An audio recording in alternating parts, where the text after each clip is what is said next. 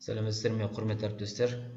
Біз Платонов жүйесімен жұмыс жасау видео нұсқаулықтар тізбегін бастаймыз. Бүгінгі қарастыратын бірінші мәселеміз ол Платонов жүйесіне колледждің қалай кіруге болады.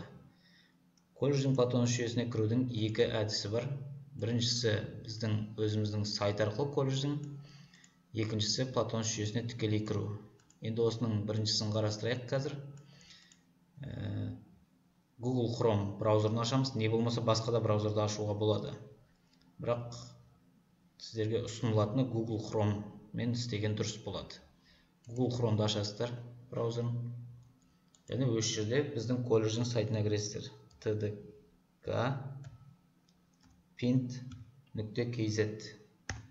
Осы біздің сайтқа кірсеңіздер, оң жақ астында, яғни оң жағы президенттің жолдауының астында Платонов жүйесіне сілтеме тұрады. Осыған бассаңыздар, Платонов жүйесіне қарай өтесіздер.